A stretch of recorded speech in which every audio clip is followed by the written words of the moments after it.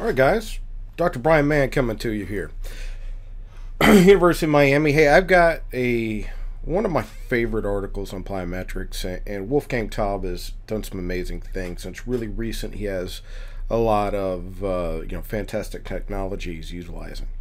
I want to talk about one of the first papers that really came out in the English language talking about the differences, and this is by, you could see, CARMELLO Bosco, Pavel Comey. I mean, shoot, you don't get any bigger in the names in the world of sports science than those names in strength and conditioning.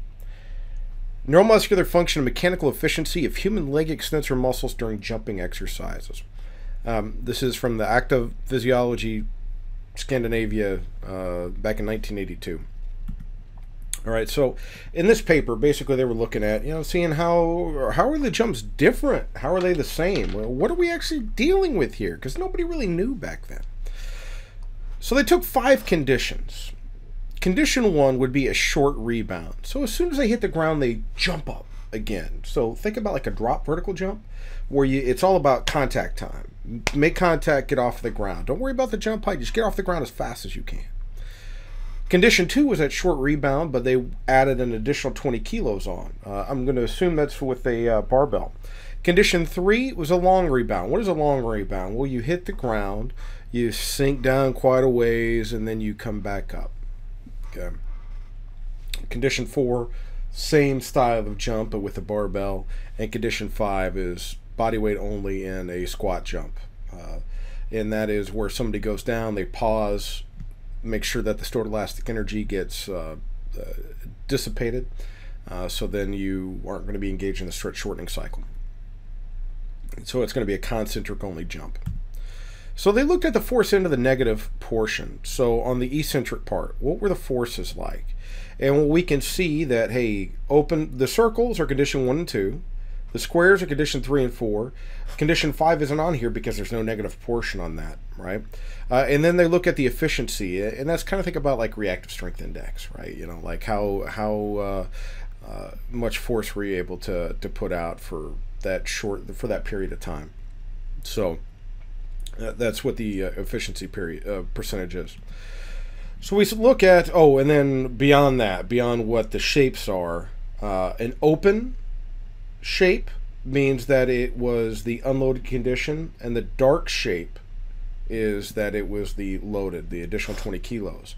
And if we simply look at efficiency and force, we can see that on the negative end of the portion, the short rebound are far higher in both forces and percentage for efficiency than the long rebound condition. So that's no surprise here, right?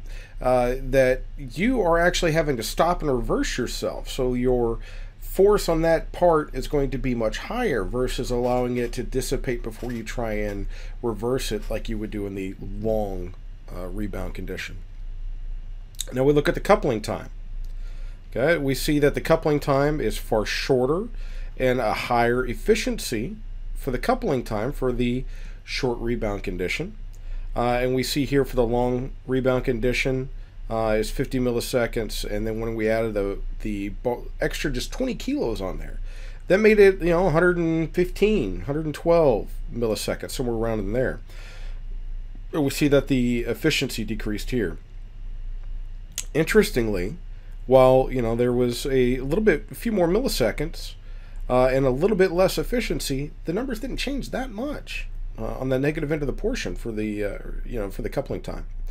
Now let's look at positive angular displacement. So if you do a long rebound, that means you're going to go through a greater range of motion, so you're going to have a greater angular displacement. So we can see that the angular displacement is the same, dang near exactly the same, for the unloaded and loaded long rebound conditions. Excuse me. The force again is the efficiency. Excuse me. It's better for the unloaded than the loaded.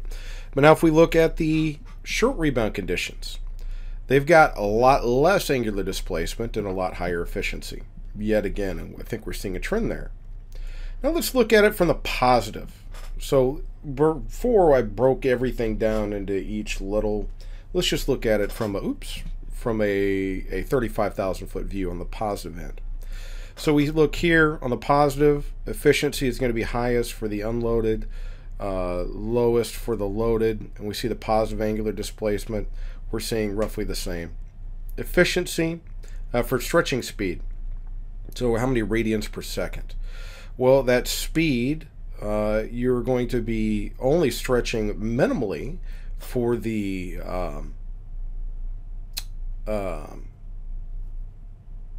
conditions, right? So we see that we have a lot faster speeds for the short rebounds and a lot slower speeds for the longer rebounds. Now, the jumping frequency. So whenever they were jumping for a minute, what happened? How often were they able to jump? Well, they were able to jump about a little over 100 times a minute for the short rebound and just under 50 for the long rebound with additional load, and about 60 for the unloaded long rebound. So we can see that, hey man, they're able to jump a lot more and a lot less, positive angular displacement, and a lot faster speeds, at least whenever we're comparing like conditions. Here is the like for the meaning unloaded for short and long rebound. Here is the like for the short and long rebound. I'm sorry, long rebound, short rebound and long rebound when loaded. I said that the right way. Now let's look at some of the mechanical variables. This would be some like the discrete variables that are already calculated, so we're not looking at like a forced time curve or anything. But if we look at, again, here's the jumping frequency, and we already saw this. And then the number 5, condition 5, that was the squat jump. Peak to peak vertical displacement. So we can see that, hey, peak to peak for the vertical displacement of the center of gravity, we see is higher for 3 and 4. Mechanical work of the positive phase. Now this one's interesting. We see 25 and 29 for the short rebound and 33 and 33 for the long rebound. So what we see is that less mechanical work had to be done for the short rebound jumps. Now let's also look at the energetic cost of positive work in kilojoules here. And we can see that we're around half of the work on this. Now what is that telling us? Why is it that way? Well, we're utilizing a great amount of stored elastic energy for being able to jump in this manner for this short rebound, as opposed to the long rebound, where if we start looking at the oxygen consumption, we can see that you've got to suck a lot more air to do the long rebounds. That's indicating that it's taking more metabolic work rather than dealing with stored elastic energy. And then this net efficiency of positive work, we've looked at that already. Now let's look at the EMGs. And here we're looking at it for the quadriceps femoris. I think this is cooler than heck. All right, so negative is the negative portion, the eccentric, positive is the concentric. And what we can see here in the conditions 1 and 2, there's a lot higher negative work component than there is the positive. And we also look at the negative compared of the short rebound compared to the negative of the long rebound conditions of 3 and 4 up here. And we see that they are far higher. Now we look at the positive. Well, the positive on 1 and 2 is low. Why is it low? Stored elastic energy is what's doing the work for us here.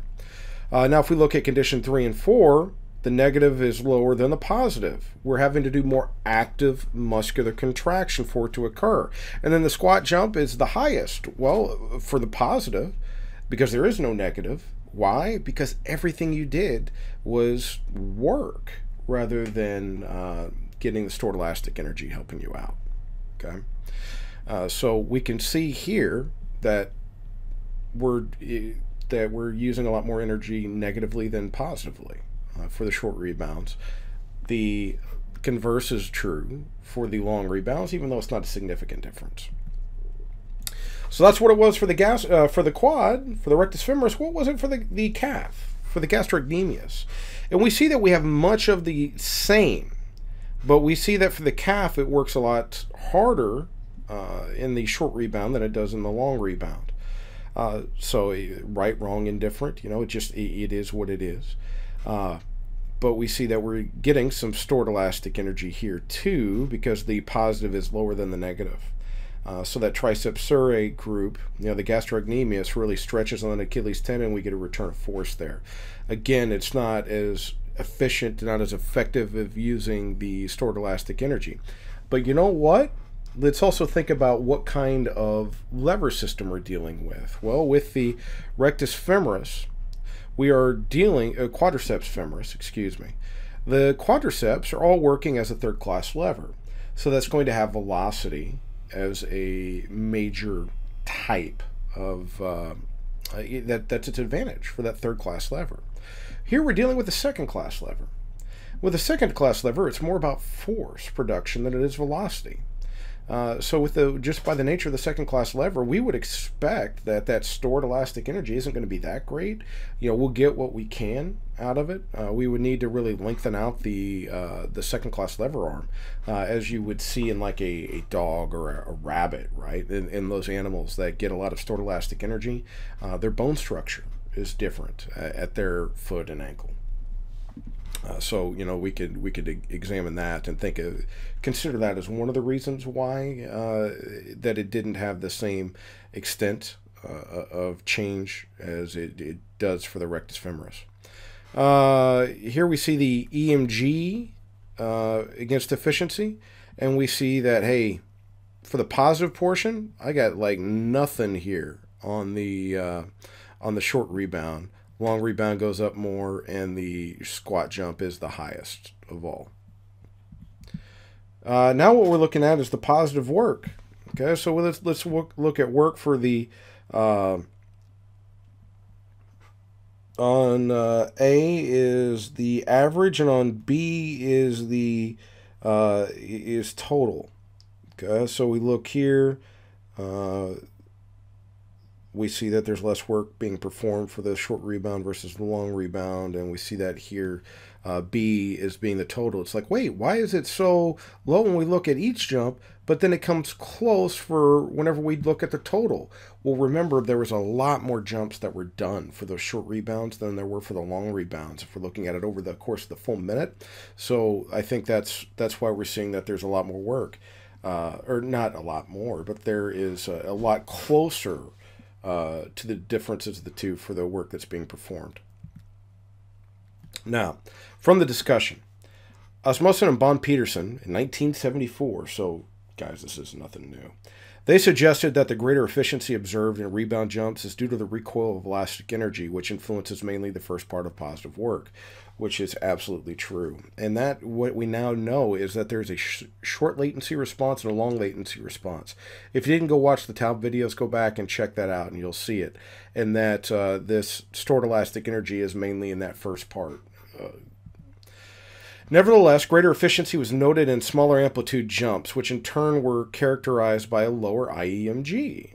And IEMG, what is that? It just means that it's integrated. So they've given it a number and they've summed it all up. So instead of looking at little squiggly lines, we're looking at a number. And the number is arbitrary units. It's like, why are you going to use arbitrary units? Well, training loads are arbitrary units, and we use those too. Therefore, a greater amount of positive work was performed in a large amplitude jumps using the active metabolic contribution of the contractile machinery of the muscles, as opposed to the shortening cycle of stored elastic energy. This can be assumed from a linear relationship between integrated electrical activity and oxygen uptake, as demonstrated by Bigland and Ritchie Woods and Hendrickson and von Petersen. Although the exact mechanisms which operate to decrease EMG during the positive work at small amplitude is not clear, it seems to operate so that a certain amount of positive work can be performed free of metabolic cost, which we now know. That's the neurophysiological mechanisms of plyometrics. This may suggest that motor unit activation of the leg extensor muscles with submaximal rebound jumps, regardless of the tension developed, as shown by the IMG to force ratios. This ratio suggests that to develop the same amount of force, less myoelectrical activity is needed in rebound jumps as compared to squatting jumps. This finding can be explained according to Flitney, who suggested that a forcible stretching of the muscle can modify the cross bridges by turning the myosin heads against their natural tendency of rotation to a position of higher potential energy. Now, one thing that may or may not be true about this is that we've now found that, is it so much the turning the head, or is it the fact that there is a elastic component to the myosin neck that gives that that additional energy? Not so sure on that right now. It's looking to me more and more like it might be the stretching of the neck, but you know, I don't know. This means the storage of mechanical energy in the internal structure of the muscle, which can be recovered during the following concentric work. So, and here's talking about that elastic nature. Granted, this is an artist's rendering, but based off of electron microscopy, that now, hey, we know that this titan here, this neck off of the myosin is stretchy, it's springy like that, rather than just this one pivot point like we used to think. The elastic energy is stored mainly in the contractile machinery of the muscle. If this is true, the utilization of the stored elastic energy depends on the coupling time, which should be shorter than the cross-bridge lifetime. So what does that mean? That you have to have an immediate concentric following to actually utilize that stored elastic energy, otherwise it's going to dissipate. The latter has been estimated to be in the order of 15 milliseconds and 120 milliseconds. And you know, we see even up to 0.15, 150 milliseconds. Therefore, it was somewhat surprising to note that the high work was observed in large amplitude jumps in some subjects, in spite of a long coupling time. Perhaps the great work could result from the recruitment of slow twitch muscle fibers, which possess a long cross-bridge engagement. So this might be, having the slower jumps might be a good way to make the slow twitch fibers a little bit more explosive in essence. This assumption is supported by the fact that large amplitude jumps were characterized by low stretch shortening angular velocity, as well as low average force during both the eccentric and concentric work, which favors recruitment of slow twitch fibers. So that was their thoughts back then. Guys, if you enjoyed this, I hope you got something from it. This is fantastic. Just because something is old doesn't mean it's not still useful, and doesn't mean that it's not still, ahead of where some of us are even today. Again, this is almost 40 years ago. This paper is almost as old as I am. Good Lord. And it still has a tremendous amount of fantastic information. So, again, this was Carmelo Bosco, guys. If you like this sort of thing, come join us at the U, please. We'd love to have you here. If you're somebody who's looking to go to college and you want to be a strength and conditioning coach, we've got a fantastic undergrad program in exercise physiology, kinesiology, and sports sciences, where you'll have me, Dr. Joe Signorelli, Dr. Arlette Perry, Dr. Kevin Jacobs, Dr. Wes Smith, Dr. Brian Orwari, tons of fantastic faculty in these respective areas to help you with your baseline development and to help you become and understand what do you need to do to be good as a professional. Maybe you've already got your bachelor's, but you're like, hey man, I decided later in life I want to come on and be in strength and conditioning.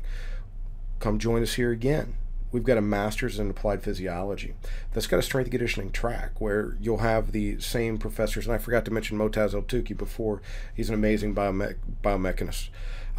You'll be able to join us here for that. With this strength and conditioning track, myself, Brian Biagioli, are going to be walking you hand in hand through your educational process. Maybe you've already got all your degrees, you're in strength and conditioning, but you're like, man, I just need something to stimulate some thought. Or, hey, I've got this job, I'm working as a high school strength coach because that's what they put me at. I need some more information to do my job well. I've got you covered, man. So we've got through the U Online. In February, we're going to have some strength and conditioning courses come up, a general certificate strength and conditioning program that's going to be 8 weeks, running like a college course. It's actually projected out right now to be like 5 CEUs. And I've also got coming soon, working on getting some finishing touches on. It'll probably be later in the spring. Choose your own adventure courses. Not everybody is going to want to get that basic information. Some people are going to want some more advanced things. So I'm looking at doing stuff with force plates, heart rate variability, ACL prevention, shoulder injuries. The list goes on and on and on. I want to make sure that you get the information that you're needing, and you're only getting what it is that you want. Oh, and by the way, guys, there's like you like this plyometric stuff? There's like 2 or 3 hours worth of lectures in that Choose Your Own Adventure course, man. That could be like its own certificate in and of its own. But hey, guys, that's it for here. Please, if you like it, well, of course, like the video on YouTube, share it with your friends, subscribe to the channel, and leave comments if there's things that you like, or if there's things that you want to know that we didn't cover here. I did slant this for one of my classes. This is a study that my students asked to see more of, but that's not to say that there's not more areas within the study that we couldn't go and examine. All right, guys, thank you for watching, and I appreciate your time. Dr. Brian Mann, signing off.